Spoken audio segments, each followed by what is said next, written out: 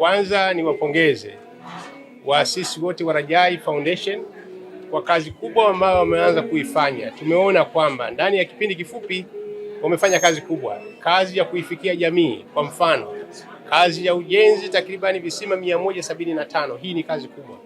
Lakini swala zima kusaidia sekta ya elimu, lakini kusaidia vijana mayatima katika mambo mbalimbali, kusaidia utoaji wa misaada ya vyakula, lakini swala zima vichinjio, manake kitoweo katika familia za aina mbalimbali. Hili ni jambo kubwa sana ambao wamelifanya. Lakini kubwa zaidi leo hii wakiwa wamefanya uzinduzi wa online TV kupitia taasisi yao, ambao lengo kubwa ni kwamba kuwafikia watu wengi kwa ajili kuwapasha habari.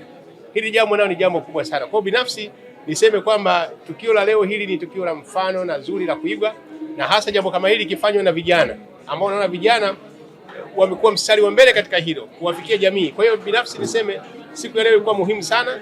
Rajai Foundation, kama hapo tulipokuwa tunasema tumaini kwa jamii, tunamaanisha tumaini kwa jamii, na tumeona baadhi ya harakati ambazo tumekuwa tukizifanya, tumeonesha jamii, na pia inshallah Allah akitupa uwezo na akitupa ushirikiano wa watu, kampuni mbalimbali, washirika mbalimbali, inshallah tutazidi kuwa msaada katika jamii. Maana Rajai Foundation sio tajiri, ila kunapo ushirikiano, panapo ushirikiano ndo inaweza kuifikia jamii. Haijalishi una muda gani kwa jambo unalifanya, lakini nia ya kweli na maazimio thabiti ndiyo itakufanya natija yako iwe kubwa katika jamii. Ndio maana kwa miaka miwili walioyafanya ni makubwa, na hii ni uhalisia wa kichache chenye baraka kina manufaa makubwa kuliko kingi kilichokosa baraka. Tukio la namna hii ni la aina yake kwa taasisi za Kiislamu.